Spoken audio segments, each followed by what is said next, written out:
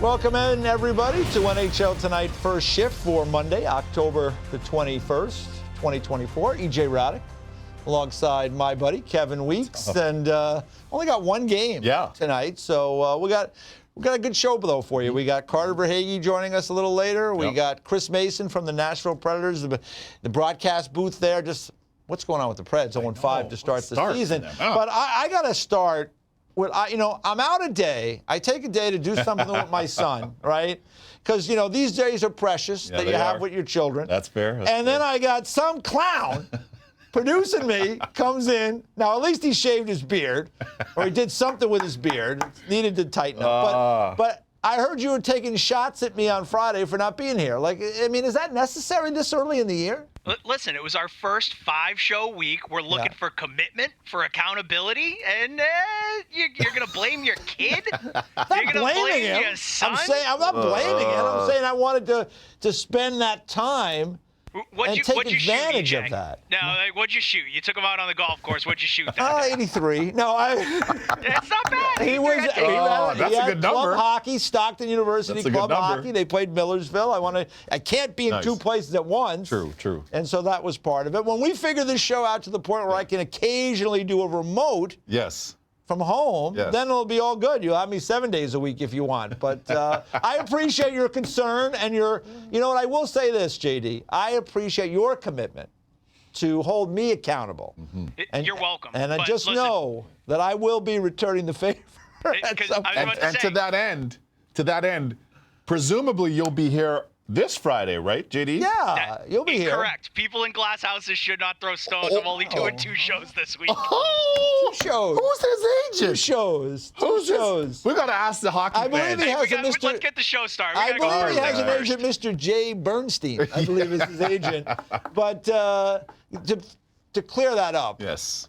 Our wonderful producer, he's got JD, big things happening. He's getting married. Big things on happening. Friday. Big. I'm Congrats. surprised he's here today. Yeah. To be honest with you, I don't know if I would take the whole week to get ready. Yeah, for that, you got to prep. We love JD. Yeah. Congrats. So let's get the first. He's smart. He rolls that right in. Right. He gets right to it. First things first. And you know what? The Winnipeg Jets. Who would have guessed? The last undefeated team in the NHL. They rolled over the Pittsburgh Penguins on Sunday, winning 6-3. They were down in that game and they rallied to come back. I love those unis. Me too.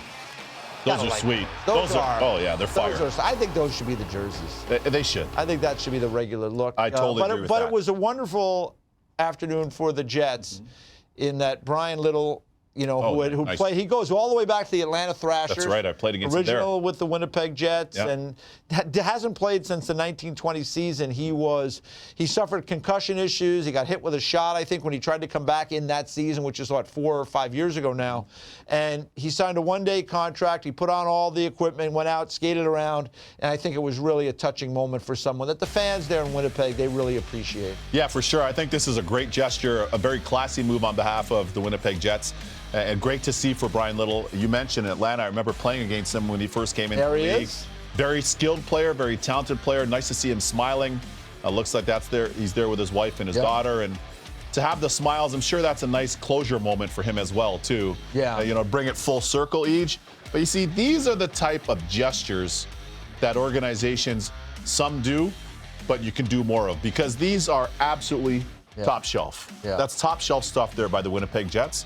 And the fact that Sidney Crosby, the great Sidney Crosby and great Malkin and them were in town, too. Yeah. I just like the way that kind of coincided. Makes it even better. Right? You see the numbers, 843 games in the National Hockey League with that franchise. Unfortunately, a career cut short very talented. By injury. He was the 12th overall pick by the Atlanta Thrashers back in 2006. And I went and looked up in his draft class, which had some pretty good players. He's got the 11th most points in his draft class, and that's with missing the last several seasons. Yes. Having to cut his career short with injury. So for Brian Little, I'm glad you had a great day. Congrats. And great job by the Winnipeg Jets. Yeah, that's class. You like to see those.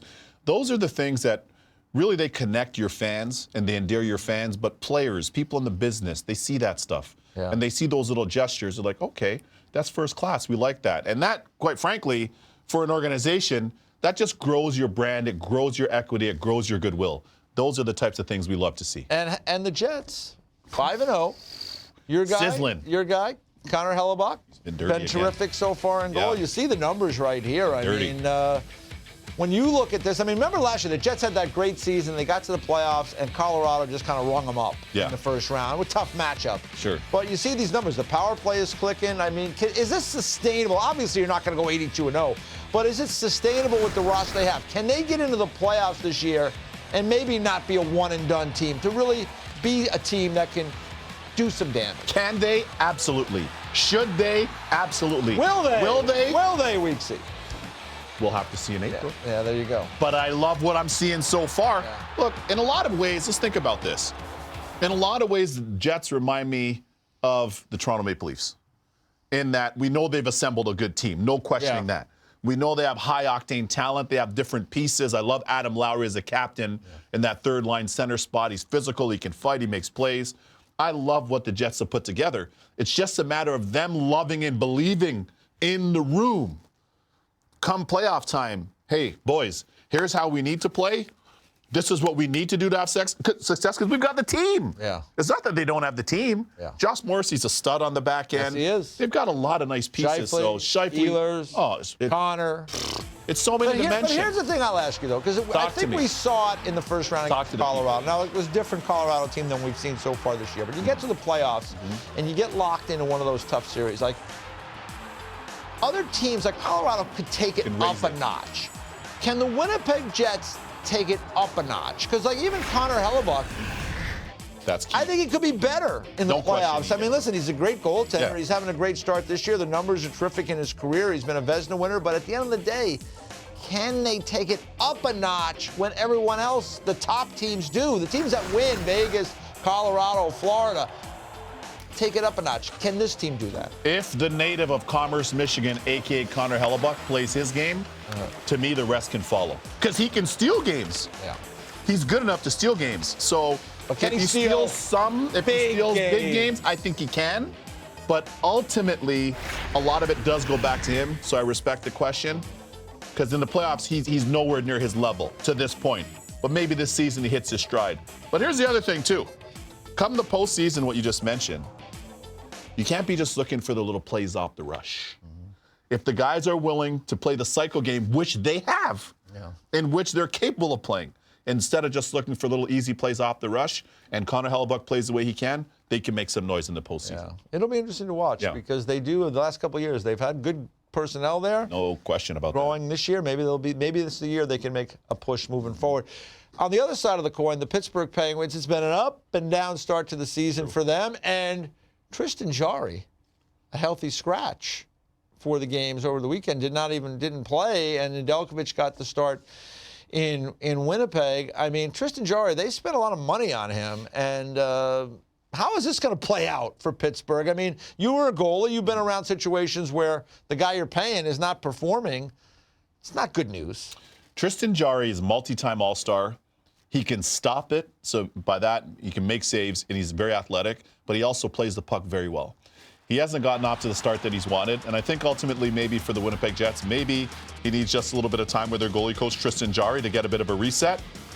With Andy Chiodo, pardon me, with Tristan Jarry to get a little bit of a reset. Perhaps they get that reset, he can get his game back. I know that he's better than he's shown so far this season. He's a very talented goalie, but for the Pens that aren't as high octane as they once were, they need to get those saves, because when they do take the chances offensively, they need to know that they're getting saves on, in their own net. And there it is. I mean, Blomqvist has been probably the best of the bunch, and he's gotten the most work. Nedeljkovic had been injured and just got back in there. Yeah. But, those are not good numbers for Jarry. Now, he got lit up by the Rangers on opening night, and he wasn't very good in that particular game. So, this is a team, the Penguins, obviously Crosby and Malkin. Malkin off to a good start. Crosby always playing well, right? Those guys are doing their part. Yeah. They do need their goalie. Everybody, right, needs their goalie to make saves. I mean, do they have an answer amongst those three? I mean, they do. Is it going to have to be Jarry? It will ultimately. It was Nedeljkovic last year who got him to was the guy awesome last year. Who made the push. They almost got in the playoffs because of Nedeljkovic. Yeah, Ned was great for them, especially down the stretch. And he, too, handles the puck very well. Yes, he does. Which helps their transition game, gets some exits out of the defensive zone. They don't have to expend as much energy in their D zone as a result. But I would say this. I think ultimately they do have the guys in Jarry and, of course, in Nedeljkovic, and Blomqvist has played well to this point. but you need to stabilize that. Everybody knows. I'm not saying that just as a former goalie. When you stabilize your goaltending, and especially for a team like Pittsburgh, that's not as high octane as they once were, but they still have the weapons to be effective offensively. You need to get those stops because they have to have some risk element in your game. They can't play kitty bar the door. Yeah. That's not going to be their style. No. They can't play that kitty bar the door game. So hopefully those guys can get to their A game, or at least their B to A game, and solidify the position and eliminate some of the questions. Right now, there is no door for Kitty to even bar. That's the situation That's there. fair. So they've got to That is fair. start by getting the door. Thank you very much. Yeah. All right, let's get to tonight's schedule. We only got one game tonight because we're in preparation here for Tuesday night when we've got a full slate of 16 games, frozen frenzy, if you will. But tonight, we got a good one. If you're going to have one game, have a good one like this. The Toronto Maple Leafs hosting the Tampa Bay Lightning, and you can see Nikita Kucherov.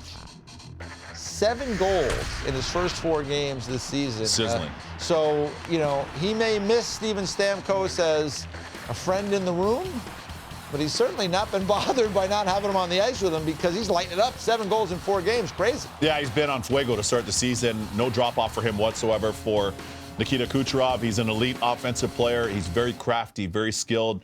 He can slow the game down. He uses the geometry of the rink. It's very interesting. I'll say somebody, and I'll call a name, and I've said this numerous times having played with him. The great Alexander McGillney, who I believe is an NHL Hall of Famer and should be a Hockey Hall of Famer.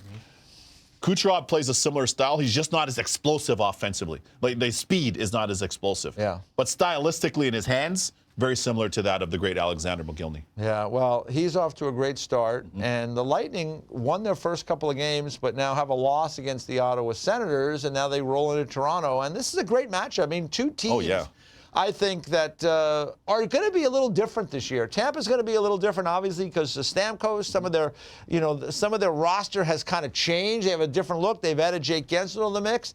And for Toronto, it's a similar thing, right? The Craig Berube's behind the bench. They're trying to be a little bit of a different team. I think this is an interesting test early in the season for both. Yeah, I think both teams still have the high-octane offensive talent, but some of the support pieces are different.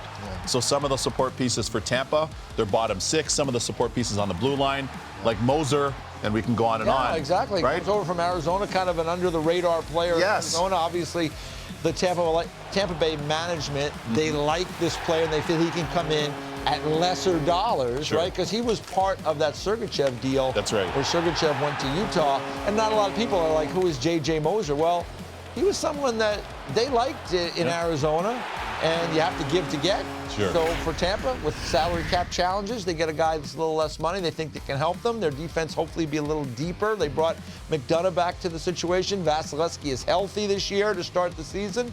So, I don't know. I thought Tampa might be a little more of a struggle out of the gate, but boy, they've done well through the first 4, and they'll have their hands full with the Leafs tonight. I thought the Leafs and the Ranger game on Saturday night, a really good, entertaining game, and that was one of those. I thought a good game for both of those teams. Yes. See where they are early in the season. Nice performance by the Leafs. Couldn't get it done against the Rangers. We'll see how they can make out against Tampa too. Yeah, Shesterkin was on fire for them. He was. What'll be interesting to me to see for the Leafs is, does Max Pacioretty drop back into the lineup, having been? It looks like he is. Right? So he's been a healthy scratch. You're going to get him back. All things look like he's on that second power play unit so they can reintegrate him. Curious to see what that looks like. We know that he's been a big-time goal scorer his entire career. He's scored 30 a zillion times. But at the same time, they're trying to tweak how they play, be harder to play against, be more competitive on pucks, especially when they don't necessarily have possession, to defend, be more physical in front of their own net, be more physical in front of the opposing net. All that DNA that head coach Craig Berube wants to bring from his Stanley Cup winning St. Louis Blues and try to sprinkle some of that into Toronto, which we know is what they need. Yeah, and Chris Tanev, part of the game. Tanev now, exactly. It was limited in the third period. Hopefully he's going to be okay. I loved it the other night against LA. They're up 5-0 in the third period. They give up a couple of goals. Timeout. Craig Berube with the timeout rips into everybody on the bench. And I think that's what you have to hold guys accountable. If you want them to play a certain way, 60 minutes of the game, he's making a statement right early in the season. I love you picking that up because ultimately, look, we know, and we've said this for years, just about the team in terms of the offensive personnel that the Leafs have, the octane, the skills, the ability to make plays and score, and some of the best generational players. To this point in his career, Austin Matthews arguably has been the best Toronto Maple Leaf in terms of production to this point in his career, and certainly from goal scoring. We know all of that. But they don't want to be watching the game at Real Sports in Toronto once the playoffs kind of get to the second round. They don't want to be watching. No, it's they too want crowded to be playing. anyway. Exactly. They want to be playing in them. That's and right. Chief has the recipe. So, fellas, I love you, but I like that point that you made. Let's sprinkle in some of these habits. Let's add these habits to our identity. Let's take our game to the next level so our game's more complete and it can be ready for postseason hockey when that comes in April. And by one last note, Kucherov, last 12 games against the Leafs, 11 goals, 12 assists, That 23 good? points. Keep an eye on him. Yeah. Keep an eye on him tonight. When we come back, we got a Stanley Cup champion, a two-time Stanley Cup champion, and joining the show, Carter Verhaeghe steps in next on First Shift.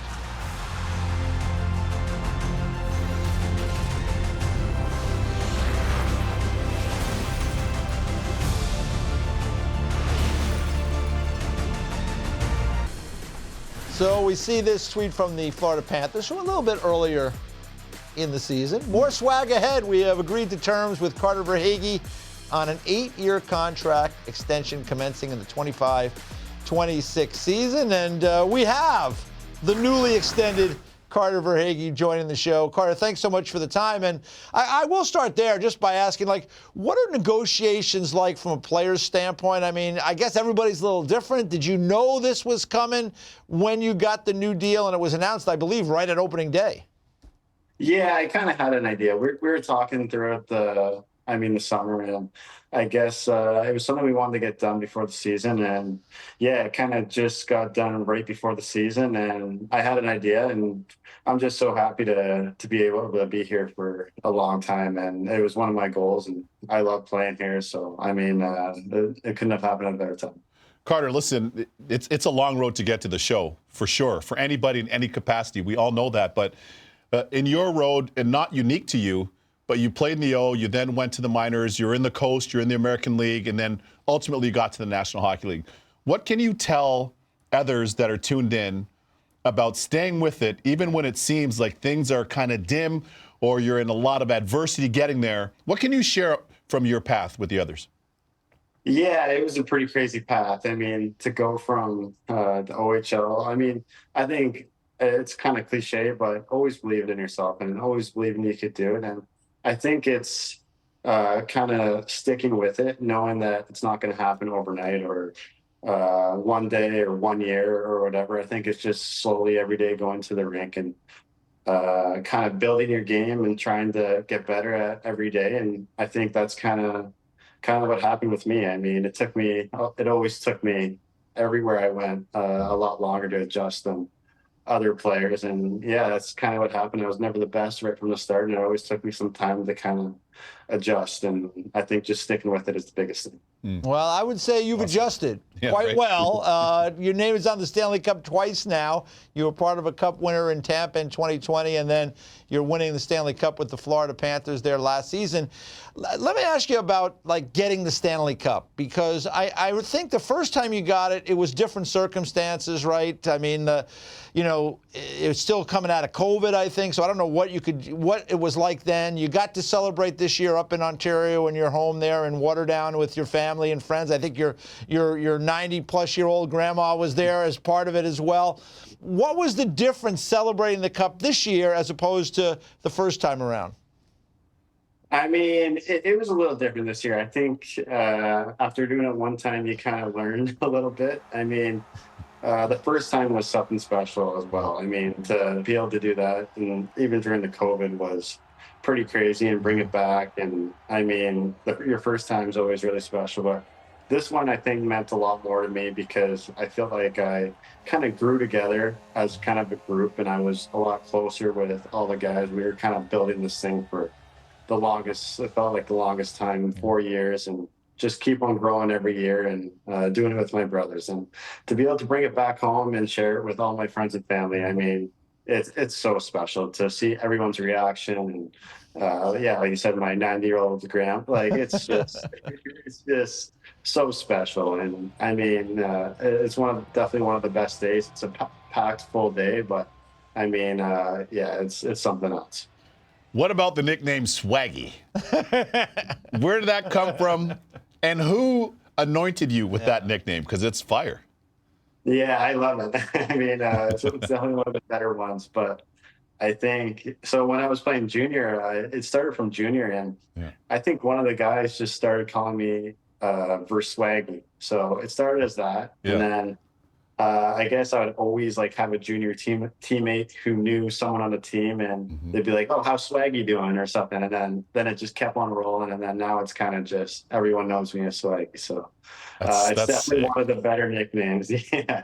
Hey, listen, he's backed it up great. with a bunch got that of right. bunch of goals, big Yeah. games. Had a goal and an assist in Game 7 of the Cup final to help the Panthers clinch it. So you get good nicknames we see Absolutely. when you're doing things like that. I want to ask you about life down in Florida because we got to spend a lot of time down there during the playoffs last year, particularly in the final, going to that beautiful new practice facility. That is absolutely sensational. So it's a great place for you guys to train and get ready. And I know everybody lives kind of around there. I see Matthew Tkachuk driving around with one of those golf carts, and you got to have license plate for it. What do you have one of those, and what's the story? Do you get to drive anywhere with that thing? Yeah, so I do have one of those. I mean, You got for to. sure. You got to It's a have must. one. It's a must. Yeah, there's probably about at least 6 of us that have those golf carts, and they're so fun to drive on the road and just taking them to the beach and I mean, just kind of cruising, going out for cruises. It's awesome. But yeah, I'm not taking them on the main roads. I mean, just mostly like the beach or to the practice arena. But it's the lifestyle down here is amazing. I mean, I can't, and the way the organization treats us is just so special. I mean, to get that new facility right downtown, like, I mean, yeah, guys are cruising on the golf carts in the practice facility. It's pretty cool. It's pretty beachy lifestyle for sure. Are you into the boating down there, the yachting? Do you have one? Do you have one back at the cottage or back home in Waterdown? Like, or maybe both? Bring us inside a little bit. Come on. Oh, I love being on the water. And, like, it's awesome being every day out, like, to see the water and everything. But honestly, no one on our team really has a boat, but I mean, all the guys are trying to convince me now to get one now that I'm going to be here for a while. Each talk to them. Hey, Each. I mean, I'm looking at 7. What is it? 8 times 7. Yeah. I mean, why not? I mean, it's an investment. Yes. It's an investment. That's right.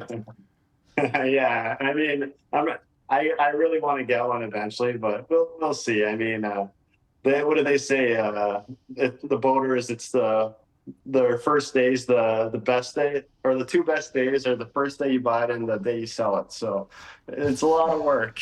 we got an idea. First of all, we're going to name it the Swaggy. Of course. The Swaggy Charter. You have to. Right? And you can just charter it out when you and the family right. or the boys aren't on it. Make a little extra I cake. like the idea. I like that idea. Yeah. I know. We'll take a little 2% you got Captain Weeksy is ready to jump on board there. You know, he used to work on the Love Boat many years ago. Yeah, he can start the chart. He can be the captain. That's right. That's right. That's right. I can see that. Hey, let me ask you this. You guys win the Cup, right? And I saw all the crazy stuff. You guys are out there. The parade is in the pouring rain. It was unbelievable. You guys are having all kinds of fun. When you think back on that little window of 48 hours after you win, what's the one thing that stands out to you the most, like 5 months later? Honestly, my favorite part of the 48 hours, I think the best part was the celebration in the dressing room. We loved it. Like, I mean, to be in there after the game, I think we were there probably till 4 a.m. Just like celebrating, drinking out of the cup, and it was just like a really emotional for everyone is how much hard work we put in just thinking about that, and to be all together and just with our group was kind of the best part about it. I mean, obviously taking it to Elbow Room and down to Miami, that was fun too. But I think it just meant a lot more in the dressing room, just with the people who were involved. You could shut the door a little bit, right? Limit having that group together. Who was the last guy to take his equipment off? Was there anybody that left their equipment on for like hours? I think I might have been up there with I don't know if you have some inside information, but I think I might have been blessed. I'm going to do a follow-up on that inside information. My spies, my sources tell me that you guys needed new carpet. You needed some new stuff in the dressing room. I would think so. Yeah. Is that accurate? Yes or no? Yeah. It That's was unreal. pretty flooded. It was pretty flooded, and yeah, it's. I can't imagine who cleaned that up. I mean, I felt bad. I feel bad for them. Yeah, I feel bad. The arena Oh, boy. workers for it. Oh, that's But, so good. Yeah, That's yeah. so that that's is so great. good. So how do you feel about the start to this season? I mean, you guys, you're the defending champs, so the target is on your back. When you guys roll into town, everybody's after you. You had a couple of injuries to start the season. How do you feel you guys are here in mid-October as we get ready for the long grind back towards the playoffs? Yeah, I mean, I think our team's looking in really good shape. I think we've been playing shorthanded for probably about a week now, without two of our best forwards with Barkey and Chucky. And I mean, to be able to pull out wins and go into Boston and beat Boston, I mean, it's been looking up. All the new guys I like all the new forwards and the defensemen. And I mean, yeah, we're looking pretty good going in. It'd be nice to get those two guys back, but I mean, it seems like we're just keeping the momentum from last year and kind of rolling a little bit. All right, hey, one quick one before I let you go. You guys are going to Finland to play the Dallas Stars. I'll be over there to call the game, so I'm looking forward to that. What do you make about that trip, going to Finland to play a couple of games against a real good opponent? Oh, it's gonna be fun. I mean, I wish we could still go to Dallas, but that's too bad. But no, we're going to Finland. I mean, I've never been, and we have like 4 or 5 Finnish guys on our team, and it's going to be special. And I actually did it a couple of years ago. I went to Stockholm, and it just brought the guys closer together. And I mean, just spending that much time on the road, I think it's only going to kind of develop our bond and kind of just. Yeah, it's going to be a lot of fun. I mean, to see Finland for the first time. The Finns say to come in the summer, this isn't the best time to come, but I mean, I'm sure it'll still be good. Yeah, well, it's a business trip. Yeah, exactly. It's hockey season too, so those fans are going to love it. Yeah, they're going to. I'm sure we were over in Prague. It was great over there. Kevin and I were there for the Sabres and Devils. It was a great trip. I'm sure it's going to be the same for you guys in Finland. Good luck. You got the Minnesota Wild at home on Tuesday night. Maybe we'll see you at the Garden on Thursday when you take on the Rangers, and surely we'll see you in Finland when you're over there. But thanks for the time today. We really appreciate it. It sounds amazing. Thanks for having me, guys. I appreciate it. No problem. All right, Thanks. Carter Verhaeghe, swaggy. Weeks he's buying him a boat. He's running the show. Hey. I love it. Coming up next, Chris Mason's going to join us, talk about the Preds. What's wrong in Nashville? Next. Well, things haven't started off the way they had hoped in Nashville. And Weeksy, we love Nashville. We love it. We love it. We want to see the Preds do well. It's been a tough start. They got the Boston Bruins tomorrow night. So to kind of find out what's going on in Nashville, there's only one guy you go to. Yeah. It's another goalie.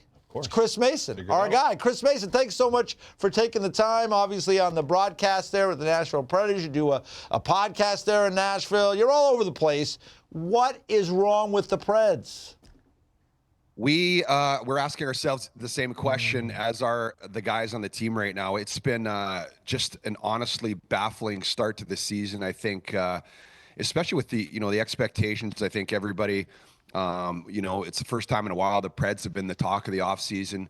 Some unbelievable additions in Stamkos, Brady Shea, and Jonathan Marchessault, and everyone's expecting this team to get off to a really good start and be a contender. And all of a sudden, you look at the numbers that you just showed, 0-5. They're having trouble scoring. They're giving up a ton of goals. They've been really, the thing to me is they've been really bad defensively. They've been giving up a lot of odd man rushes, just really uncharacteristic of the way that they played last year. And last season, as you guys know, you guys did such a good job of covering it well. It was a fun team. They had the U2 thing. They went on a huge run, and they really captivated, I think, the hockey world and all the fans here. Just a blue collar, fast paced, high scoring team, responsible defensively. Saros was awesome at the end of the season, and they're just not on. They're off right now. You add a lot of big personalities, the guys I mentioned, and I think early on, I felt a lot of the guys, especially on the second line when Bruno really wanted to play Marchessault and Stamkos together. Mm-hmm. They had trouble finding that guy. They moved Stamkos to center. They're moving everybody around. Novak got a chance. Cole Smith got a chance. Colton Sissons got a chance. And it seems like everybody's kind of maybe trying to defer to those guys a little too much instead of just go play their game. But all the things that are going on, I think are correctable. It's a lot of coverage mistakes and things like that, turnovers in the neutral zone, too many guys going hard on the forecheck, maybe trying a little bit too hard. So in my opinion, it's gonna sort itself out eventually. Yeah, I totally agree with you, especially in terms of deferring. And there's only one puck. That's right. There's a lot of new personnel. There's a lot of great existing personnel, but there's only one puck, Mace. So at some point, everybody's got to be a shooter. You can't just be looking to get it to Phil or to get it to Stammer or Marchessault. Everybody's got to be a shooter. Yeah, everyone's got to be a shooter. And Andrew Burnett's system, last season, everybody had to go through it and really adjust to it.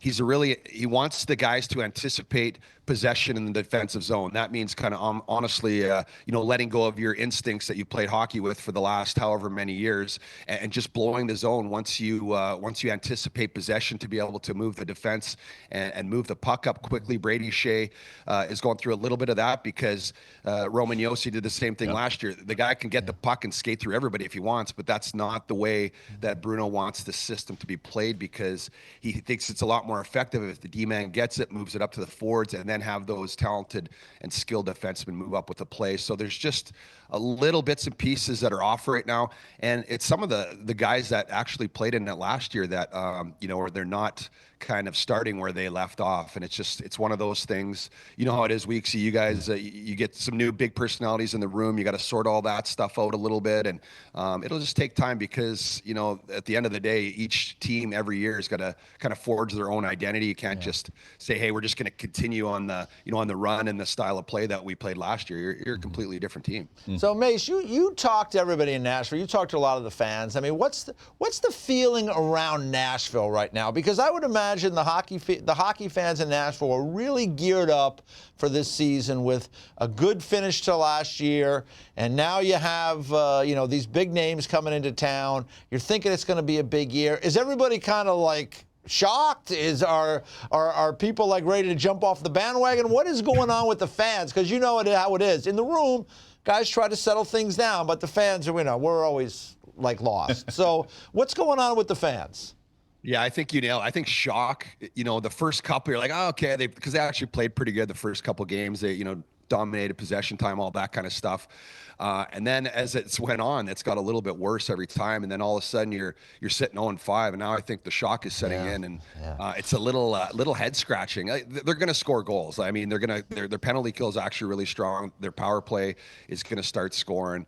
Stamkos took him 5 games to get his first goal. He got a trademark Stamkos goal. These guys are going to score goals. They're going to sort it out. But really, it's quite head scratching. I think even watching and just seeing some of the mistakes and the way the game is unfolding, it's really self-inflicted right now. So it's just something I think something the room's really got to solve and take ownership of and play the game the right way that they want to play it. Well, listen, Nashville has long been a destination. It's even more of a destination now as it continues growing and everybody loves it. But let's go off ice for a little bit, Mace. All right. Who would you say is the most famous person you hang with, you roll with in Nashville, if you could say? Give us a couple names. I have a small circle, and you guys, everyone has kids, and I've got 18-year-old, 13-year-old, 7-year-old. So I've got a small circle, but I'd have to say Skillsy. Hal Gill's my boy. He's the most famous guy.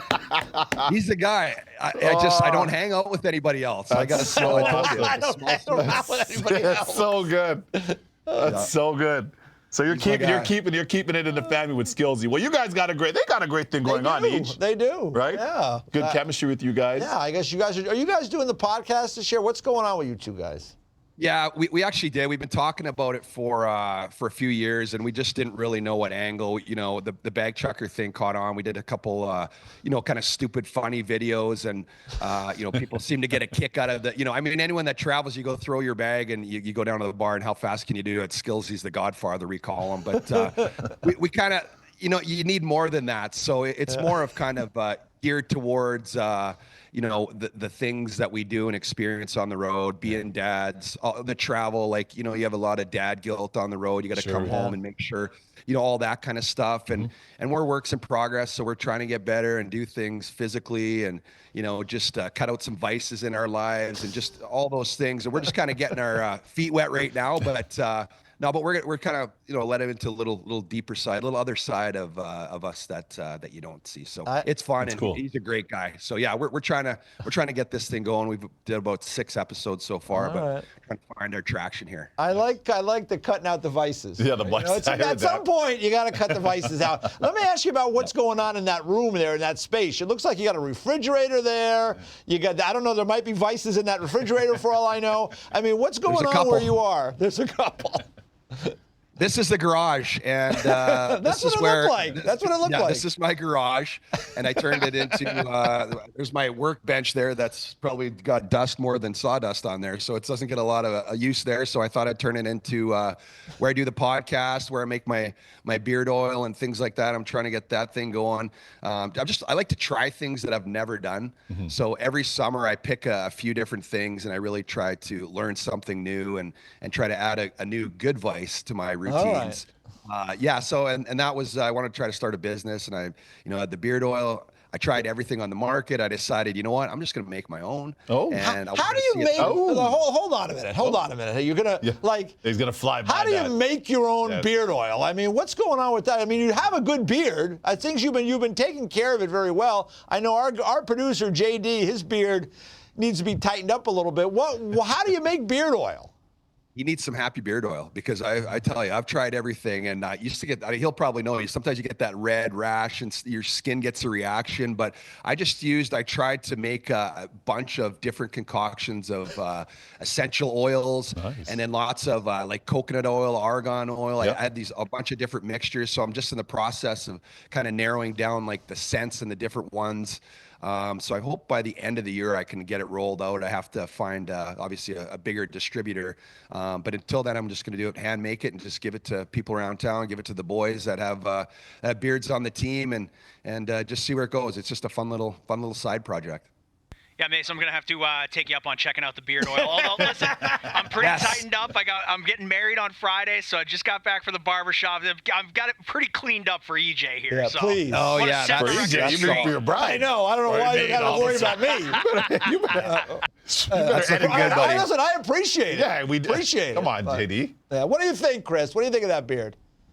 That's well manicured. I got to give him credit. All you look like you got a formal event coming up, but I think it's got a little longer to call it an official beard, in my opinion. But usually there's a little bit more length, a little bit more body, but I'm keeping it tight. I can tell you groom it well. It looks good. It looks tight.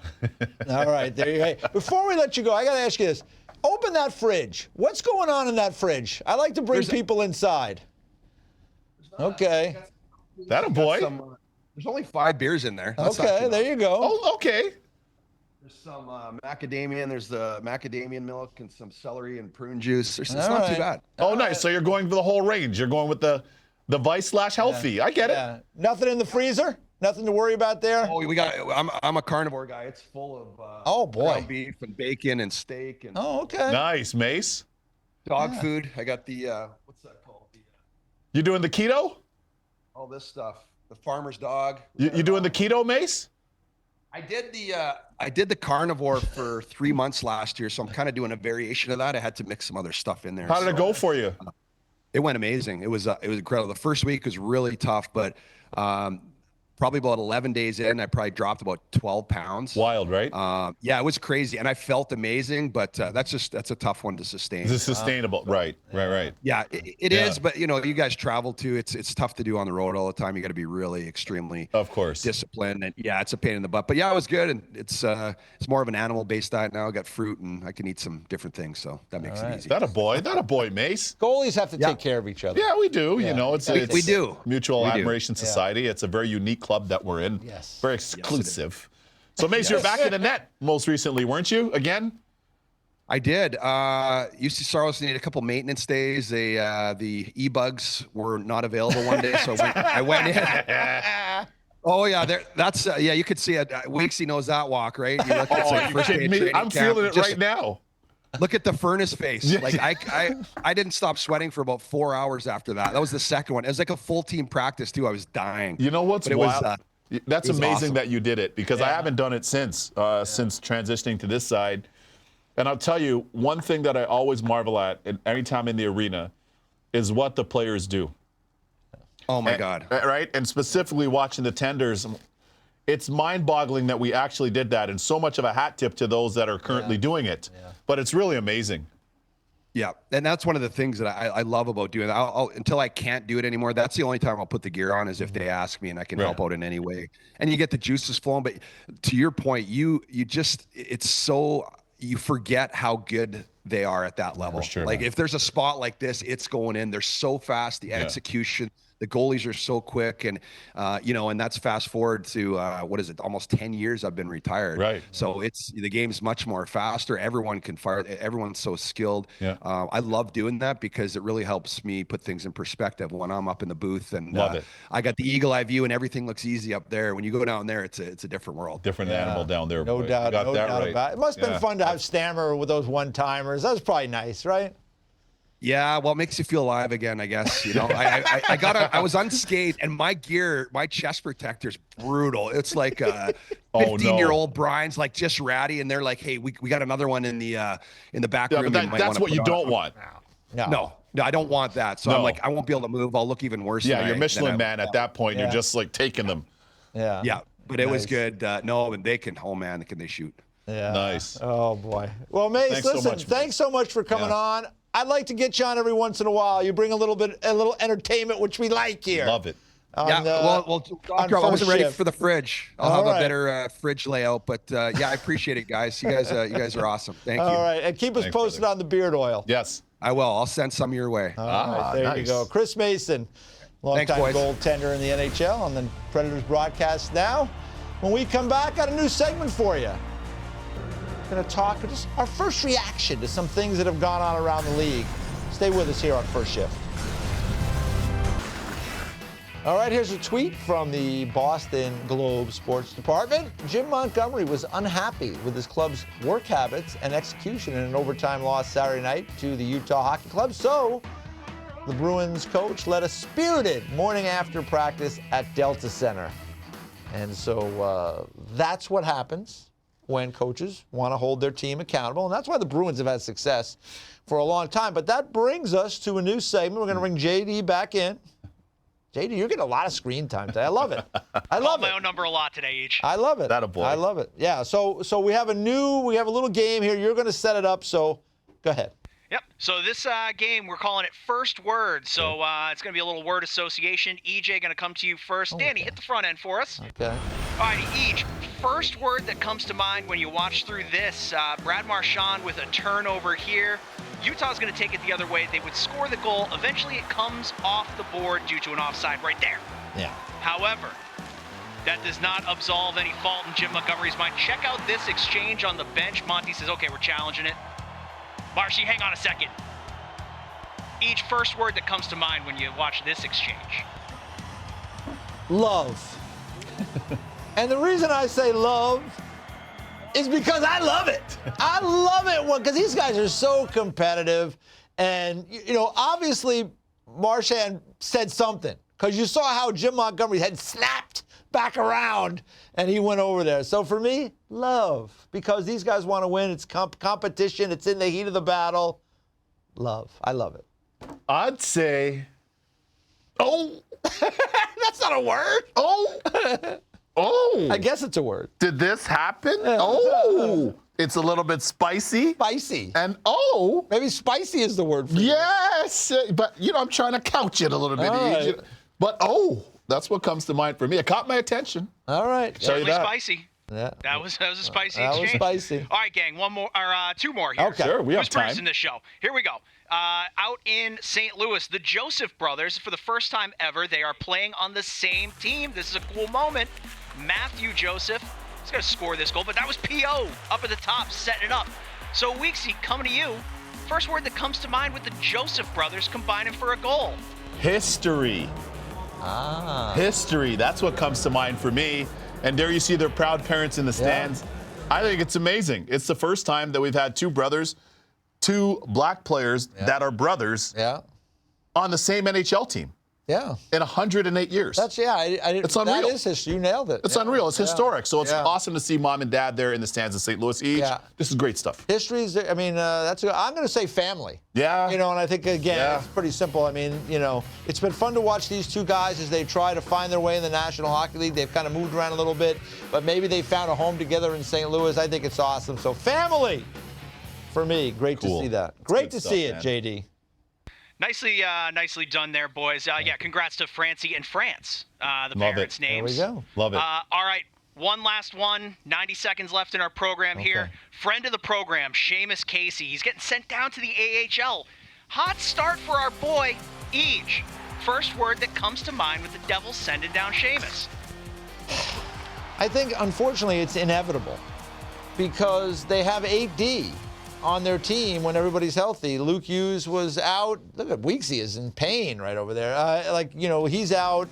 You're getting players back into the mix, and so down he goes because he can go to the minors. That's why. I mean, I'm not. Listen, am I happy about? I'm not happy about it. I love Seamus Casey. We saw him in Prague. We had him on the show. He's having lunch with Jack and the guys. He's in the car. I feel like our son Princeton at the mall, an American dream, and we weren't going to go into Toys R Us. That's how I feel. No! Why? That's the word. No! No. Why are they? He's done everything to stay. He's made the team. Yeah. He has 3 goals. Each, everything you just said for all the same reasons. I know. Come on, NJD. He'll be back. I know he'll be back. back. But come on. Don't go by the toy store. We ended up going in. We went in. Gotta go in. We went in. Get him a toy. We went in. Mickey Peas, we got that. Elmo Peas, we got him back. All right. Well, we're out of time here on First Shift, but thanks for your time. Thank you. NHL Now is coming up next. See you tomorrow.